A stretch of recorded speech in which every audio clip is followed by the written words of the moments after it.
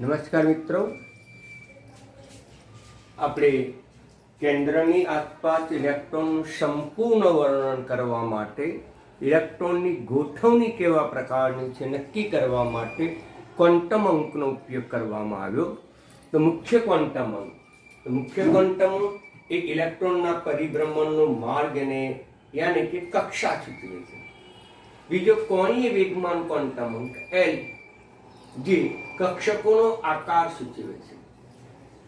ચુંબકીય ક્વોન્ટમ અંક M એ કક્ષકોનો પ્રકાર સૂચવે છે. કેટલા પ્રકારની કક્ષકો છે એ કક્ષકો સૂચવે છે. તો એક પછી આપણે એના નીચેના પ્રશ્નો લઈશું. તો મુખ્ય ક્વોન્ટમ અંક n કેટલો તો કે 1. જ્યારે n બરાબર 1 હોય ત્યારે L ની કિંમત કેટલી બને? તો n બરાબર આમાં 1 મૂકો. ગઈકાલે પણ મેં ચર્ચા કરી હતી કે L ની જે કિંમત છે એ 0 થી શરૂ કરીને n-1 સુધી હોઈ શકે. n બરાબર 1 યાની કે ક્વોન્ટમ અંક કોણીય વેગમાન ક્વોન્ટમ અંકનું મૂલ્ય L એની કિંમત એક જ થાય એટલે કહી શકાય કે L બરાબર 0. મિત્રો, L બરાબર 0 થશે કારણ કે અહીંયા n ની કિંમત 1 મૂકો તો 1 - 1 એટલે 0. આ એક શ્રેણી સૂત્ર છે કે શ્રેણી સૂત્રમાં કઈ કિંમત પ્રાપ્ત થાય એનો આધાર એ મુખ્ય ક્વોન્ટમ અંક ઉપર રહેલો છે. મુખ્ય ક્વોન્ટમ અંક n બરાબર 1 મૂકો તો 1 - 1 એટલે 0. એટલે આ શ્રેણીની એક જ કિંમત પ્રાપ્ત થાય, પ્રથમ કિંમત પ્રાપ્ત થાય અને પ્રથમ કિંમત એટલે 0. હવે આની કિંમત તમે આમાં મૂકીશું એટલે ચુંબકીય ક્વોન્ટમ અંક આપણને પ્રાપ્ત થશે. સ્વીકાર્ય મૂલ્યો અથવા તો કયા મૂલ્યો એમ પણ કહી શકાય. કયા મૂલ્યો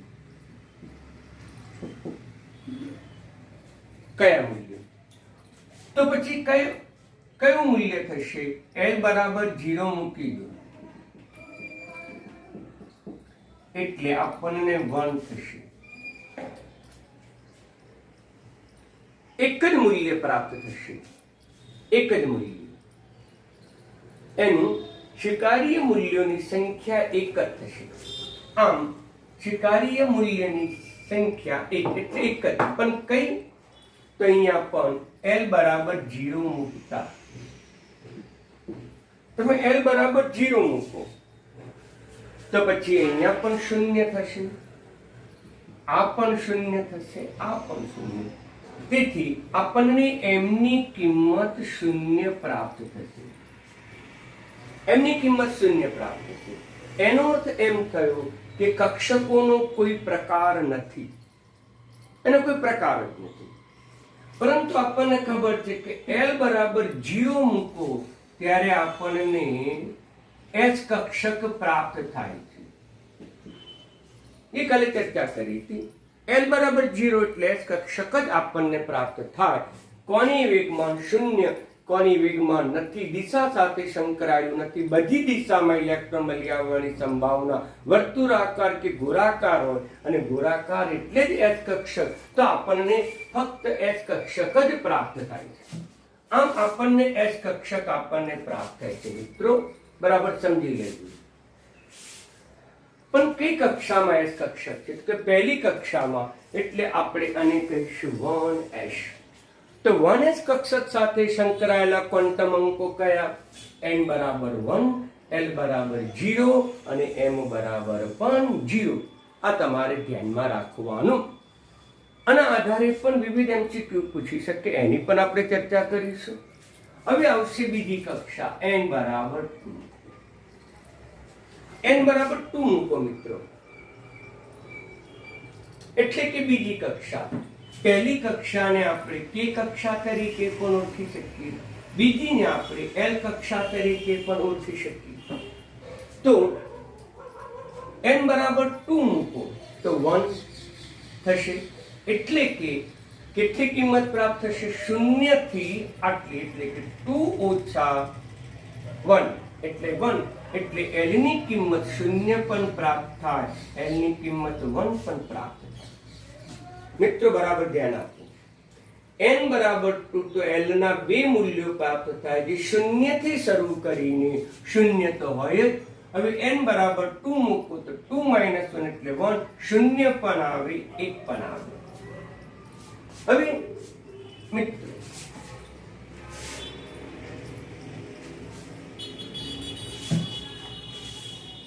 અહીં ધ્યાન આપો. હવે L ની કિંમત તમે 0 મૂકો તો ફરીથી m ના મૂલ્યોની સંખ્યા એક જ પ્રાપ્ત થાય અને સ્વીકાર્ય મૂલ્ય કયું થાય તો m બરાબર 0 થાય, જે અહીંયા સમજાયું તે મુજબ. L બરાબર 0 મૂકો તો 0 0 0, ટૂંકમાં શૂન્ય કિંમત પ્રાપ્ત થઈ. આમ એક જ કિંમત પ્રાપ્ત થઈ, એક જ સ્વીકાર્ય મૂલ્ય પ્રાપ્ત થયું, એક જ સ્વીકાર્ય મૂલ્ય. અને મૂલ્ય કેટલું તો કે 0. ધ્યાન આપો. આ માર્કર પેન લઈ લઈએ, પણ એની એક જ કિંમત હોય, એક જ કિંમત 25 રૂપિયા કે 30 રૂપિયા, જે હોય તે ફિક્સ. એ જ પ્રમાણે L બરાબર 0 હોય ત્યારે m ની આ સ્વીકાર્ય મૂલ્યોની સંખ્યા એક જ હોય. તો પછી એક સંખ્યા, પણ કઈ એક સંખ્યા તો કે શૂન્ય સંખ્યા. આ માર્કર પેનની કિંમત એક જ સંખ્યા હોય, કેટલી? 25 કાં તો 30 રૂપિયા. 25 રૂપિયા જ હોય. આ 25 રૂપિયાની એટલે 25 રૂપિયા ફિક્સ 25 રૂપિયા. એક જ મૂલ્ય 25 રૂપિયા, એક જ મૂલ્ય પણ શૂન્ય સંખ્યા એટલે 1s. હવે L બરાબર 1 આમાં મૂકો, તેથી m માં L બરાબર 1 મૂકો, 2 1 + 1, 2 કા 2 ને 3. તો મિત્રો આપણને ચુંબકીય ક્વોન્ટમ અંકના કેટલા મૂલ્યો હશે? કેટલા મૂલ્યો? કેટલા મૂલ્યો એમ પણ કહી શકાય. તો કહી શકાય કે 3 મૂલ્યો હશે. પરંતુ કયા મૂલ્યો? સ્વીકાર્ય મૂલ્ય કેટલા તો કે 3. તો પછી આમાં L ની કિંમત મૂકો તો L ની કિંમત +1 થશે, પછી +1 થશે, પછી 0 થશે, પછી -1 થશે. મિત્રો 3 કિંમત પ્રાપ્ત થઈ, 3 મૂલ્યો પ્રાપ્ત થયા. સ્વીકાર્ય મૂલ્ય 3, એક +1, એક 0 અને બીજું -1. હવે આપણને ખબર છે કે L બરાબર 1 હોય ત્યારે આપણને p કક્ષક મળે, L બરાબર 0 હોય ત્યારે s કક્ષક મળે. L બરાબર 0, m બરાબર 0 હોય ત્યારે આપણને s કક્ષક મળે. પણ એ s કક્ષકનું મુખ્ય ક્વોન્ટમ અંક 2 છે, એટલે આગળ આપણે 2s લખી શકાય. હવે અહીંયા L બરાબર 1 લો ત્યારે p કક્ષક મળે, પણ p કક્ષકને કેટલા મૂલ્યો છે? 3 મૂલ્યો છે. કયા કયા મૂલ્યો છે? +1, 0 અને -1. એટલે આપણને p કક્ષક પ્રાપ્ત થશે. પણ એ p કક્ષક કઈ કક્ષામાં હશે તો કે બીજી કક્ષામાં, એટલે આપણે 2p લખીશું. હવે આમ p કક્ષક કેટલા પ્રકારની થઈ? કક્ષકોના પ્રકાર 3 મૂલ્યો આવ્યા એટલે 3 પ્રકારની થઈ, જેને આપણે px, py કે pz તરીકે ઓળખીએ. આનો અર્થ એમ થયો, x દિશામાં ઇલેક્ટ્રોન મળી આવવાની સંભાવના, y દિશામાં ઇલેક્ટ્રોન મળી આવવાની સંભાવના અને z દિશામાં ઇલેક્ટ્રોન મળી આવવાની સંભાવના. આ n બરાબર 2, યાની કે બીજી કક્ષા માટે 2 કક્ષક પ્રાપ્ત થાય, s અને p. હવે n બરાબર તમે 3 લો, યાની કે m કક્ષા લો, ALM. અહીંયા n બરાબર તમે 3 મૂકો, 3 - 1 એટલે 2. ક્યાંથી મૂલ્ય શરૂ કરીશું? 0 થી. તો L બરાબર 0 પણ આવશે, L બરાબર 1 પણ આવશે, અને અહીંયા 3 - 1 એટલે થશે 2, એટલે L બરાબર 2 આવશે. મિત્રો આનું ગણિત શ્રેણી જેવું છે. બધી કિંમતો નથી, વધુ કિંમત કેટલી? તો કે n-1. તો એનો આધાર કોની ઉપર? તો કે મુખ્ય ક્વોન્ટમ અંક ઉપર. મુખ્ય ક્વોન્ટમ અંક અહીંયા 3 મૂકો, 3 ઊંચાઈ કેટલી? 2. એટલે 0 થી શરૂ કરીને 2 જ અંક સુધી કિંમત પ્રાપ્ત થાય. એટલે 0 પણ થાય, 1 પણ થાય અને 2 પણ થાય. હવે મિત્રો ખબર છે કે l બરાબર 0 એટલે s કક્ષક મળી, l બરાબર 1 એટલે p કક્ષક મળી અને l બરાબર 2 એટલે d કક્ષક પ્રાપ્ત થાય. હવે અહીંયા ફરીથી આપણે ચર્ચા કરીએ. l બરાબર 0 તો આપણને s કક્ષક પ્રાપ્ત થાય. l બરાબર 0 મૂકો તો m ના કેટલા મૂલ્યો પ્રાપ્ત થાય? એક જ મૂલ્ય પ્રાપ્ત થાય. અને એ પણ કયું મૂલ્ય પ્રાપ્ત થાય? m બરાબર 0 પ્રાપ્ત થાય. આમ l બરાબર 0, m બરાબર 0 હોય ત્યારે s કક્ષક મળે. પણ એ s કક્ષક કઈ કક્ષામાં છે? તો કે ત્રીજી કક્ષામાં છે. એટલે આપણે 3s લખવું પડે. મિત્રો બરાબર સમજી લો.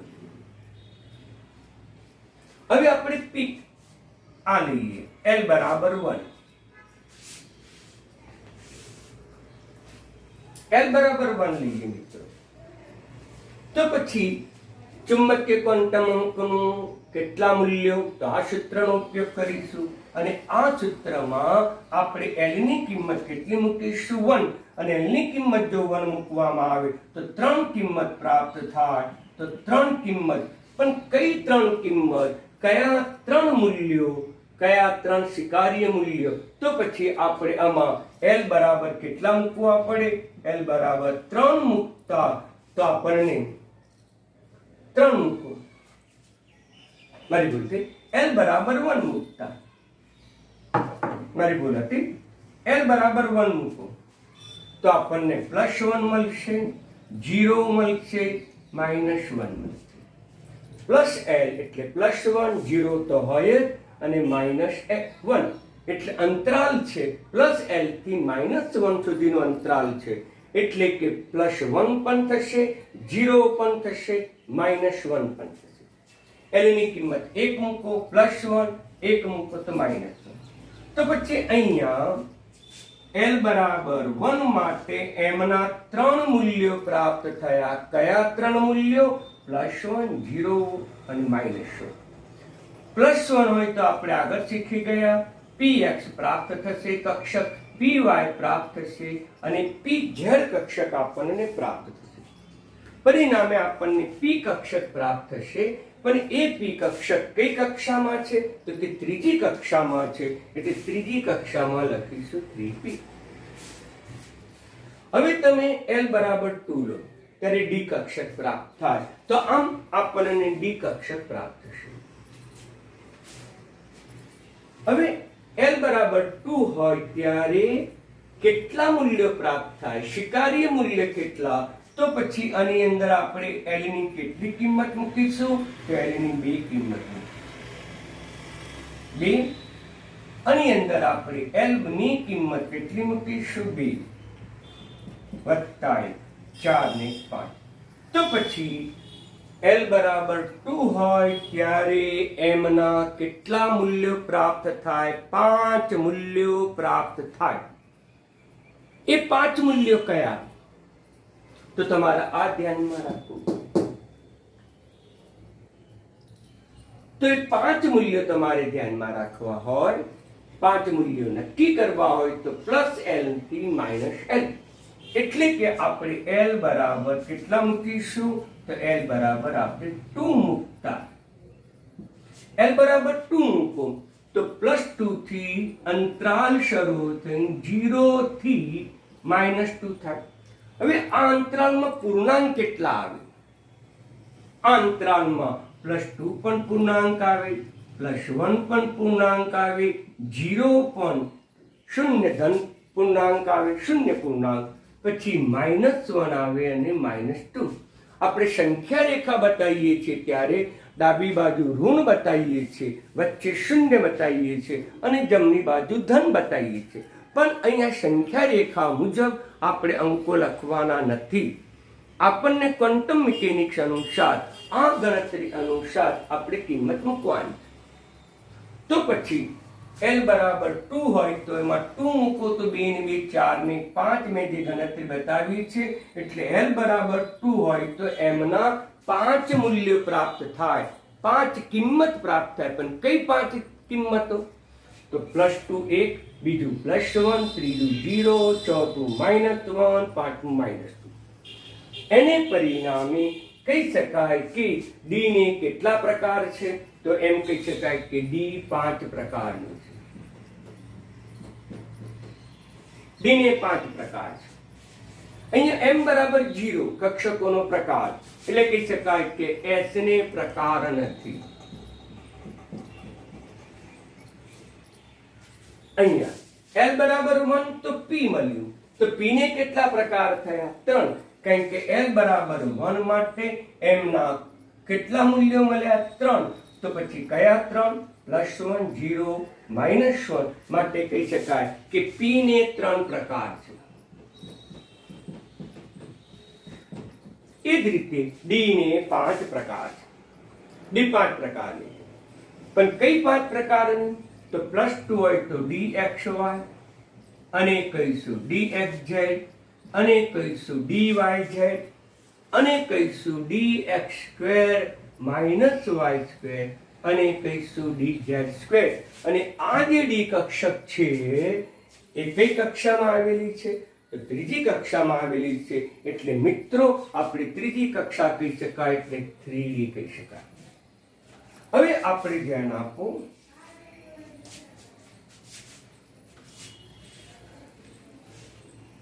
બરાબર સમજી લો. હવે આપણે n બરાબર 4 લઈએ, n બરાબર 4, અને n બરાબર 4 એટલે k l m n કક્ષા આવશે,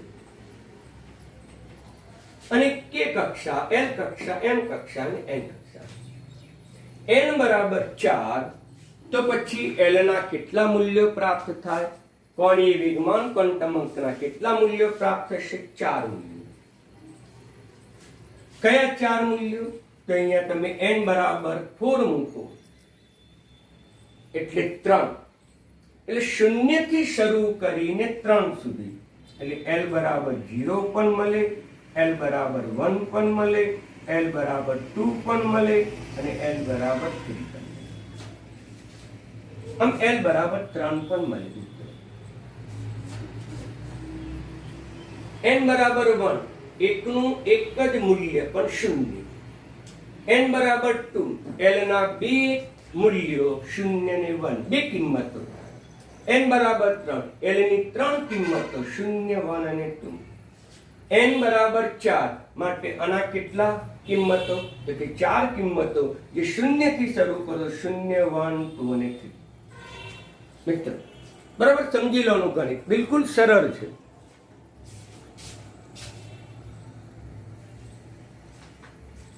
ઓકે.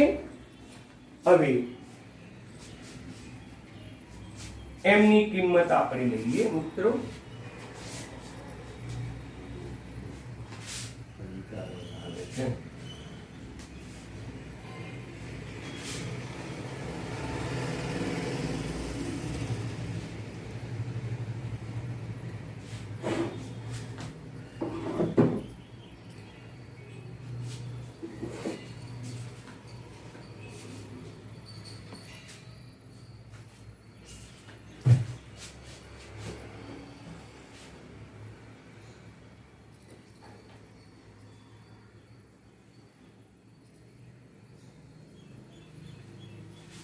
બરાબર સમજી લો.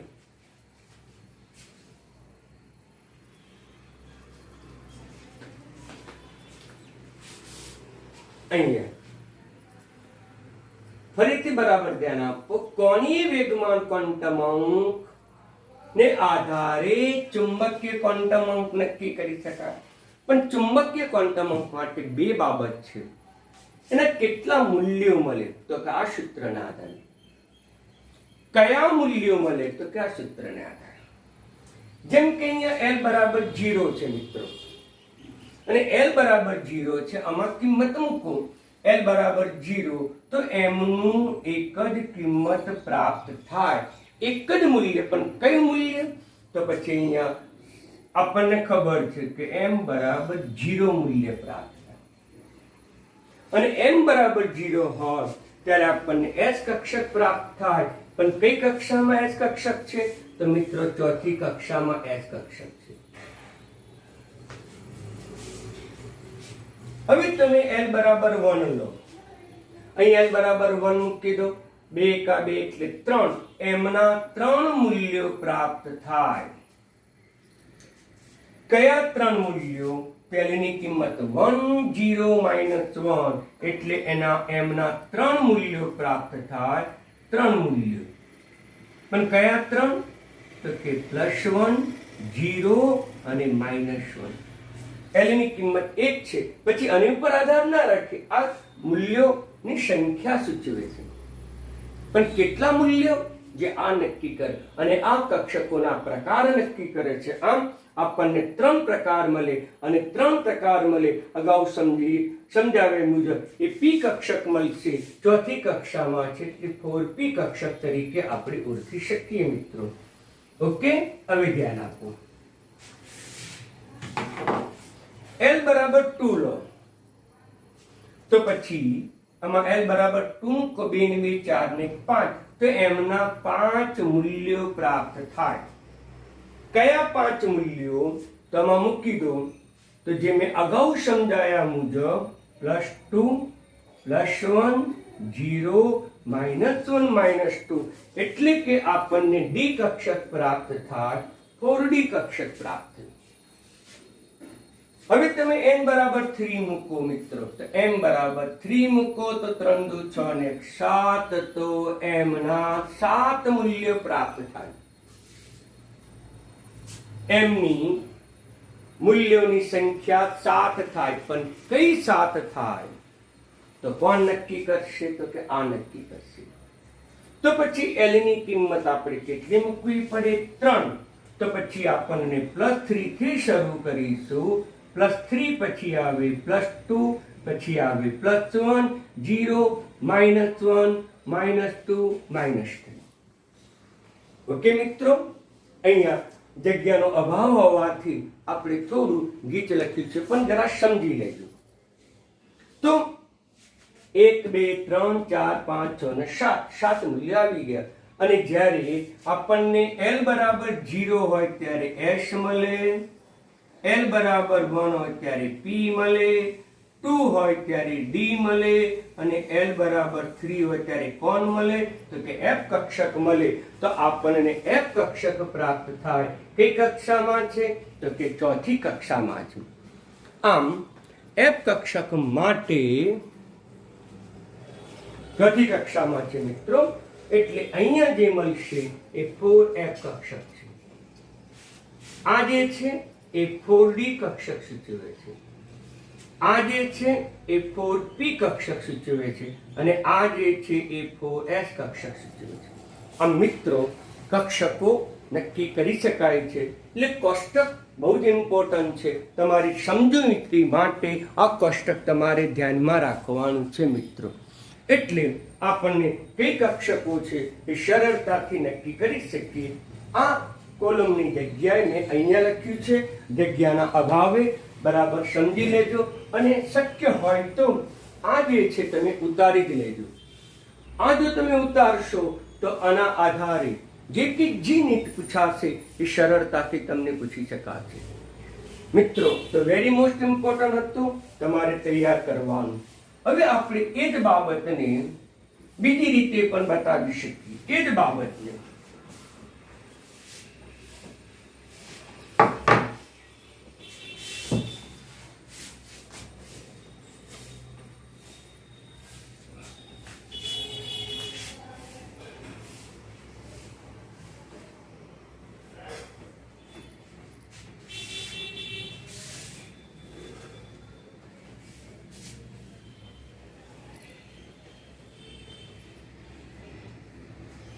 ધ્યાન આપો. તો આ કેન્દ્રની આસપાસ ઇલેક્ટ્રોન વર્તુળાકાર માર્ગમાં ભ્રમણ કરે અને એને આપણે કક્ષા કહીએ છીએ. આ પહેલી કક્ષા આ બીજી કક્ષા, ત્રીજી કક્ષા, ચોથી કક્ષા. પહેલી કક્ષાને આપણે કે કક્ષા, બીજીને એન, ત્રીજીને એમ, ચોથીને એન કહેવામાં. મિત્રો n બરાબર 1 પહેલી કક્ષા. પહેલી કક્ષામાં કે કક્ષક આવ્યું તો પહેલી કક્ષામાં s કક્ષક આવ્યું. તો પહેલીમાં પણ s છે. હવે n બરાબર 2 લઈએ, બીજી કક્ષા લઈએ તો બીજી કક્ષામાં પણ s અને p બંને છે. એટલે આપણે લખીશું s કક્ષક અને p કક્ષક. મિત્રો ત્રીજી કક્ષામાં spd ત્રણેય કક્ષકો આવેલી છે. જો તો ત્રીજીમાં લખીશું s p d અને f. ચોથી કક્ષામાં લઈશું spd f. ચોથી કક્ષામાં spd f કક્ષકો આવેલી છે. તો s p d અને f. ઓકે મિત્રો, s કક્ષક બધી કક્ષામાં છે, પણ એને કઈ રીતે ઓળખીશું? s કક્ષક પહેલી કક્ષામાં હોય, બીજીમાં પણ હોય, ત્રીજામાં, ચોથા. કઈ રીતે ઓળખીશું મિત્રો? તેના માટે ઓળખવું સરળ છે કે એની આગળ જે કક્ષામાં હોય એ કક્ષાનો નંબર લખી નાખવાનો. આ s કઈ કક્ષામાં છે? તો પહેલી કક્ષામાં તો 1s જ લખીશું. આ s કઈ કક્ષામાં છે? બીજી માટે 2s લખીશું. આ s કઈ કક્ષામાં છે? ત્રીજી માટે 3s લખીશું. આ s કઈ કક્ષામાં છે? ચોથી માટે 4s લખીશું. એ જ રીતે આપણે p કક્ષક માટે પણ લખી શકીએ. ત્રણે ત્રણ કક્ષામાં p કક્ષકો છે. એટલે આ જે p કક્ષક છે બીજી કક્ષામાં છે એટલે 2p, ત્રીજી કક્ષામાં છે એટલે 3p, ચોથી કક્ષામાં છે એટલે 4p. હવે આ જે d કક્ષક છે એ ત્રીજી કક્ષામાં છે એટલે 3d. આ જે d કક્ષક છે ચોથી કક્ષામાં છે એટલે 4d. આ f કક્ષક છે એ ચોથી કક્ષામાં છે એટલે 4f. આ જે 4f કક્ષક છે એ ચોથી કક્ષા, મારી ભૂલ થઈ અહીંયા, મારી ભૂલ છે. કઈ કક્ષામાં છે? કે ત્રીજી કક્ષામાં એટલે 3f. પરંતુ મિત્રો ત્રીજી કક્ષામાં f કક્ષક નથી, એટલે ત્રીજી કક્ષામાં f કક્ષક લઈ શકાય નહીં, કારણ કે ત્રીજી કક્ષામાં તો s p ને d છે. જ્યારે ચોથી કક્ષામાં s પણ છે, p પણ છે, d પણ છે અને f છે. એટલે spdf ચોથી કક્ષામાં લઈ શકાય. જો તમે પાંચમી કક્ષા લો તો કે પાંચમી કક્ષા તો KLMNO ઓપન થેટર. પહેલી કક્ષામાં એક જ કક્ષક 1s, બીજી કક્ષામાં બે જ કક્ષક s અને p, ત્રીજી કક્ષામાં ત્રણ જ કક્ષક spd, ચોથી કક્ષામાં ચાર કક્ષક spdf. તો મિત્રો આ પાંચમી કક્ષા જે છે, આ પાંચમી કક્ષા નંબર 5. તો પછી એમાં કક્ષકો કેટલી? તેમાં કક્ષકો પણ કેટલી હોવી જોઈએ? તો કે 5 જ. તો કઈ 5 આવશે? તો s થી શરૂ કરવાનું, s p d f અને ત્યાર પછી g. પણ આ s કક્ષક કઈ કક્ષામાં? તો કે પાંચમી. આ p કક્ષક કઈ કક્ષામાં? તો કે પાંચમી. આ d કક્ષક કઈ કક્ષામાં? તો કે પાંચમી. એ જ પ્રમાણે g કક્ષક કઈ કક્ષામાં? તો કે પાંચમી. મિત્રો બરાબર સમજી. તો આમ આપણને વિવિધ કક્ષકો પ્રાપ્ત થઈ અને આ કક્ષકો યાદ રાખવી પડે અને એના આધારે તમારે ઇલેક્ટ્રોનિક રચના પણ સરળતાથી સમજી શકો. વેરી મોસ્ટ ઇમ્પોર્ટન્ટ ઇલેક્ટ્રોન રચના છે. એના આધારે પરમાણુ બંધારણ અને એની ઉપરની રાસાયણિક પ્રક્રિયાઓ આપણે સરળતાથી સમજાવી શકાય. ક્યારે ધન આયન બને, ક્યારે ઋણ આયન, વિવિધ આપણે આયનો પણ સમજાવી શકીશું. પણ ઇલેક્ટ્રોન રચના આવડવી જોઈએ. એ પહેલા કેટલાક પ્રશ્નોની આપણે ચર્ચા કરીએ. તો કહીશું કે 1p શક્ય છે. 1p નો અર્થ શું થયો? એની આગળ લખેલો અંક એ મુખ્ય ક્વોન્ટમ અંક બને છે n બરાબર 1. n બરાબર 1 કક્ષામાં p કક્ષક નથી, એટલે 1p કદાપી નહીં લખવાની, 1p કદાપી નહીં લખવાની. ઓકે, એ જ પ્રમાણે 1d પણ શક્ય નથી. આમ 1p 1d 1f અને 1g આવી કક્ષકો શક્ય નથી. સમજી લો, એટલે 1p શક્ય નથી. આ બધી જ કિંમત શક્ય નથી, કારણ કે n બરાબર 1 માં માત્ર h કક્ષક જ આવે છે. એ જ પ્રમાણે બીજી કક્ષામાં 2h 2p જ શક્ય છે. 2d 2f કે 2g કક્ષકો શક્ય નથી, કદાપી લખવાની નહીં. એ જ પ્રમાણે ત્રીજીમાં લઈએ તો 3f કક્ષક કે 3g કક્ષક, આ પણ કક્ષક શક્ય નથી. આવા શબ્દો કદાપી નહીં આવે. એ જ પ્રકારે 4g કક્ષક શક્ય નથી. એ જ પ્રકારે તો મિત્રો બરાબર ધ્યાનમાં રાખો, 1 હોય તો 1h શક્ય છે, 2 હોય તો 2h 2p શક્ય છે, 3 હોય તો 3h 3p 3d શક્ય છે, 4 હોય તો 4h 4p 4d 4h શક્ય છે.